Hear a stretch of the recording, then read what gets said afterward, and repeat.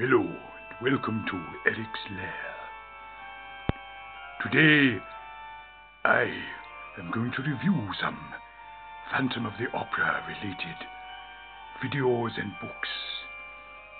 And with me, as always, to assist is Little Eric. Say hello, Little Eric. What was that? You want them to feast their eyes and glut their soul on your accursed ugliness? No, not today. Today we are reviewing videos. Yes. Good boy. You just stand there and be nice to the people. Sorry. Yes. So, a nice review. Where shall we begin?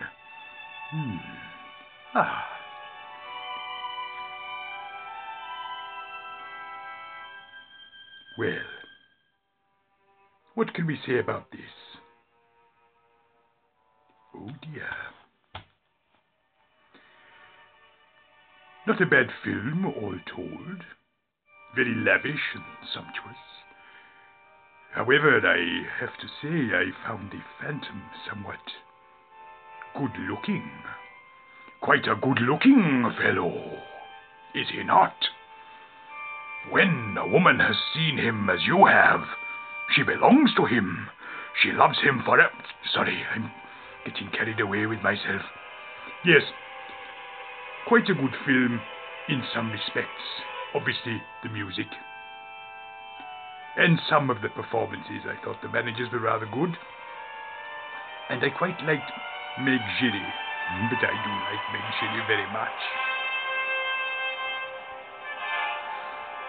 But I found Christine to be rather wooden, and the Phantom's deformity. I've had worse sunburn on my holidays. So, out of 10, I would give it a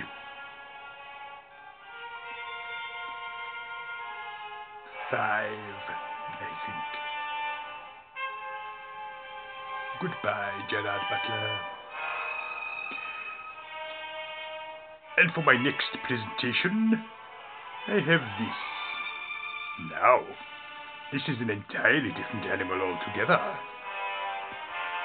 Excellently staged at the Royal Albert Hall to celebrate the 25th anniversary of the stage production of Phantom of the Opera.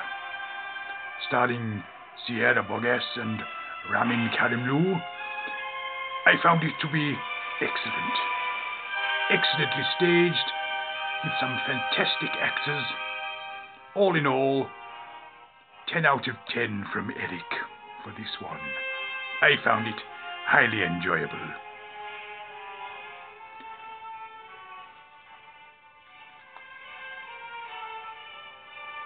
Yes. What can I say about Paint Never Dries? Well, not a lot, really. Yes. The Australian production was somewhat better than the one in London, which I was unfortunate enough to see. However, I dislike the storyline intensely. And I dislike how Meg was turned into some psychopath. And I didn't like the twist with Eric and Christine having a child. No, I didn't like that at all. All in all, I would give it a 4 out of 10. However, its one redeeming feature is the song Beauty Underneath, which I did quite like. And of course, the song Love Never Dies, which I must admit has a rather special place in my heart. Now, what next? Claude Rains. Quite a different take on the story, I find. He was portrayed in a much more sympathetic light than previous versions. The one prior to this, of course, being Lon Chaney in the Carl Laemmle 1925 silent production. However, I must say I do find it quite enjoyable, but for completely different reasons. Rains is passable as the Phantom, although I must admit I do not like this acid-in-the-face business. Eric was deformed from birth, not through accident. And I dislike directors feeling they need to change the storyline for whatever reason. Now, this one, although a bit of a departure from the original story, I do rather like it. Starring Charles Dance and Terry Polo, yes, I like it. It's a very different take on the story, admittedly, and although I am against that kind of thing as a rule, and so is Little Eric, incidentally, I like it a lot. So I would give that a 8 out of 10. Yes, 8 out of 10 for the Charles Dance Phantom of the Opera. He was quite excellent in that role, I have to say. And of course, let us not forget the 1925 Lon Chaney Phantom of the Opera. Up to date, it is still the most accurate version of the story, even down to Chaney's excellent makeup for Eric, which was done in a time without prosthetics, merely using ink and wires to make his nose look like it was missing. An excellent version. This one has been remastered with a new soundtrack over the top, recorded by another orchestra, and I must say it is excellent and well worth the money.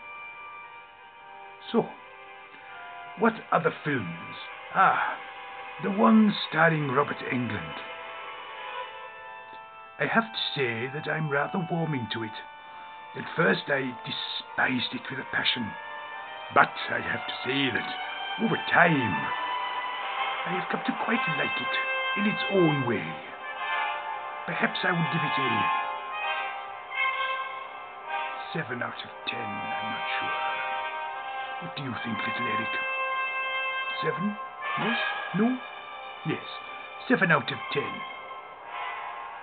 7 out of 10 it is. There is another version of Phantom that I'm not even going to discuss here. It has something to do with rats.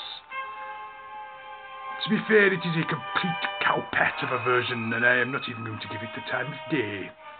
So we shall move on to the books. Now then. Of course we have The Phantom of the Opera by Gaston Leroux. Written in 1910, it was not initially a success for Monsieur Leroux, who was famed more for writing crime novels. However, as a Victorian potboiler, it is not a bad book, although I have to say it is not the best written book in the world. The storyline is a little bit confusing and a little bit mixed up, and it can't seem to make up its mind what sort of book it is. Is it a crime book? Is it a rendition of real-life events? Or is it a romance or a gothic horror? But for all its failings on that score, it's a corker of a plot. And anyone who hasn't read it, I would advise them to read it. Because in my book you cannot be a fan of Phantom of the Opera if you have not read Leroux's book. And finally, my little offering today, Phantom by Susan Kay.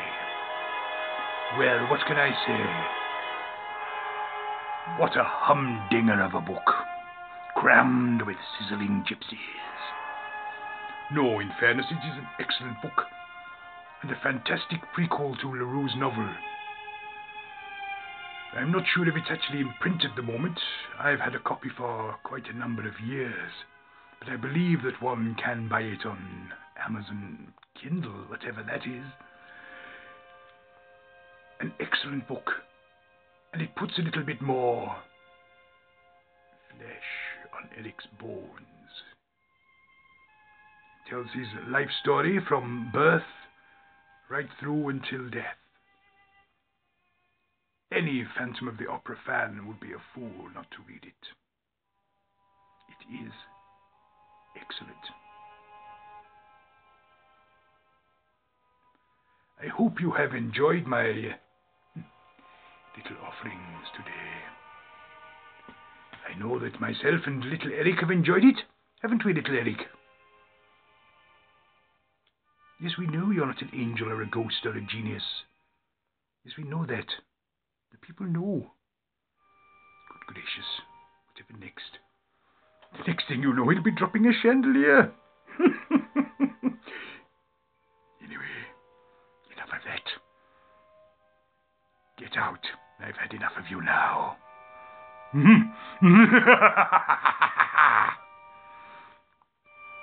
Goodbye.